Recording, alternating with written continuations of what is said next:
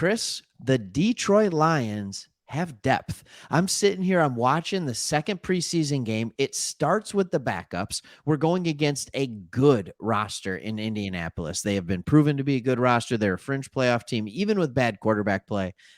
And we had the depth. In fact, I would say we had more depth. And I just kind of want to take a moment in this to talk about the depth that we have on this team, particularly on the offensive side of the ball. So let me ask you this. When you were watching the game, was there anything that stood out to you where you're like, man, how are we going to make a roster cut at this position, or who's going to go, like, where you were just kind of like, oh man, there's a ton of depth at that spot?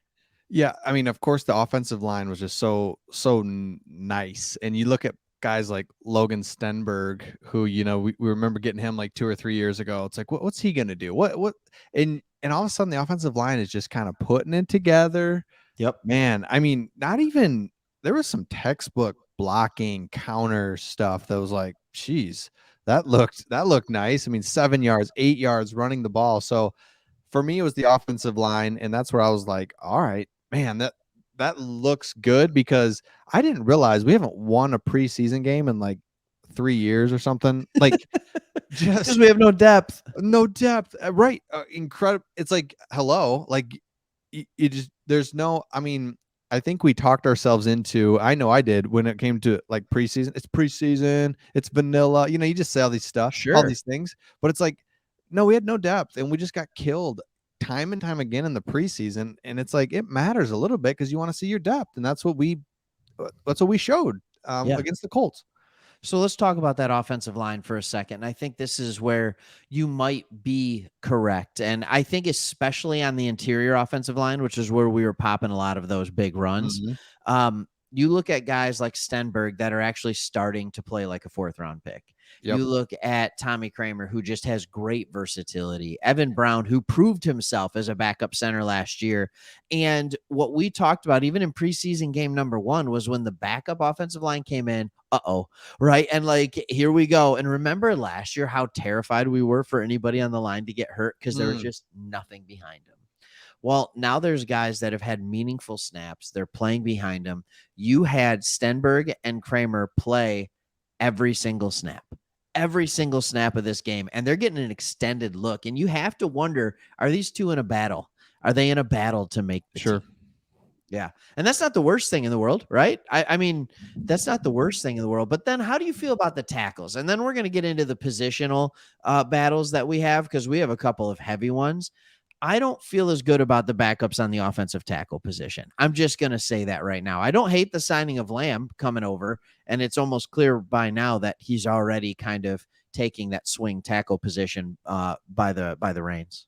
Yeah, it's like we just need one. I just need one that I can count on. And Skipper's been there; he's always been around. Nelson, we all know him. But yeah, I'm with you. I don't love it. What I do love is our starters, right? I'm just kind of looking at that. I'm like, oh man, those are 2 tackles. Love that. So, yep, just need one though to emerge. All right, now let's go to the position, and people would say this is the biggest battle in camp. I'm going to make an argument for running back, so hang on to that one. But this is the hardest position to figure out, I think, like, what makes sense. Who do you keep? Is it Tom Kennedy? Is it Maurice Alexander? Like, who do you hang on to? Is it Trinity Benson with the upside that's still there? I think Pimpleton, with the game he played, I think it's probably he's a season away. You can keep him on your practice squad. But for you, for your money, what are you saying? Who you keeping here? Do you like this battle? Is there enough depth? Yeah, there's a ton of depth here. This is awesome because we look at Tom Kennedy. He's clearly standing out, but there's so much depth. It's like, I don't think he makes it. I look at Trinity Benson, Khalif Raymond's going to make it. And you're just like, I don't know. Maurice Alexander gives you something on special teams, and that guy just stood out. He stood out just to me just as much as Tom Kennedy, but he's got the special team side of it. So yeah, it's awesome to see the depth in the receiver room. You and I talked about this a lot. Last year's receivers were Perriman, Williams. Basically, those 2 did not ever play. And so you were left with a rookie St. Brown, Yep. Khalif Raymond, and Tom Kennedy. And Those were Tom your Kennedy and Quintez Cephas. That's what and you had. I always forget him. Yep, Quintez Yeah, you Cephas. forget, That's and your he's hurt right now. So yep. sounds like So he's almost that back though. that's what I like. My thoughts on the wide receiver, very deep, and we're gonna cut a guy. I think like Tom Kennedy. That's a good sign for the team. Absolutely. So now let's move into tight ends aren't as exciting, even though we'll get there. But let's talk about running backs. Mm. And so Yeah, what do you got here? can I just chat for a second about this Yep. one? Chat away, right? And so here's what I'm seeing, and this is to me very clearly playing out. You have Swift and Williams 1B, 1 and 2, right? And I'm not saying Williams is as good as Swift. He just does different things better. Then Craig Reynolds is just like, no, I'm your third back. Like I'm the guy. Netflix, now Hulu. He's the guy. He's made it clear he has good vision, has good power for being undersized, and just knows how to get yards. And then for my money, over the first two games, didn't get a lot of carries in the first game. Honestly, didn't get a ton in this one, but Justin Jackson made the most of his attempts, didn't he? Like Mm-hmm. that dude was doing things. And I think it just kind of goes back to the same thing. Is he going to help on special teams? I don't know. Probably not. So like that's the question where you have to ask yourself, like, is that something he's willing to do? Because he's definitely the better running back of him, Jamar Jefferson, and Godwin Igwebuike. Do you disagree with me on that? So I would say that Jefferson and Jackson fit the mold, right? Running back, I more trust. But I always go back. I got this weird thing about Godwin where I like him. He's so He just springy looks and different. he pops like he just jumps out to me.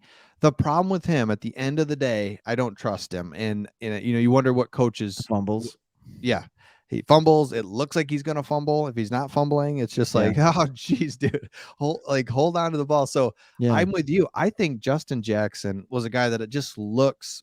I mean, again, I know it's kind of corny, or maybe it's like, what are you talking about? But it's like I feel like I could trust him more than Godwin or Jefferson. So I like it, man. I like Justin Jackson, but I could see them getting crazy and going a different route there. But I think for now it's Jackson. And I think they're all doing good. And we had that Mm-hmm. video where we talked about our running backs coach, right? Mm-hmm. A little controversy there, but like Deuce Staley, you can say what you want. He's got 6 guys running the ball well. Well, Yeah, 5. Jamar Jefferson hasn't shown to run the ball that well yet. that's true. Yeah, but I mean, he's got guys running the ball well, every single one of them. I thought it was also interesting, just something of note. Godwin Igwebuike wasn't returning the ball like he normally does on kickoffs, but I did see him playing special teams. Mm. I thought that was interesting as well. So, you know what? Quick before we go, we'll hit quarterback then tight end. What do you think of the backup quarterback race after preseason game number 2? Who's your quarterback? Your backup quarterback? I think Blau. How about you? I flipped. Mm. I'm Hit Boyle. me with it. Yeah, so here's what we saw last week. We saw Boyle kind of struggle his way through, make a couple of big plays, right? I mean, he had the big play down the field to Khalif Raymond. He had the touchdown that he threw to Funchess, and then he's like, Dimer, which was ridiculously funny to me. But anyway, so he I struggled, but agree. he made we saw that on Hard Knocks, but he made 2 big plays, and then Blau came in and was just more efficient, right? Yep. And everything he did was more efficient than Blau did. Well, in the second game, Blau got the start. He kind of struggled through it. Mm-hmm. The difference is he didn't make big plays. So there were no big plays. Now, Pimpleton should have had a touchdown. That would have been a big play because that was a well-thrown ball. Yep. But he didn't have it. And then Boyle came in the second half, and he was the more efficient quarterback.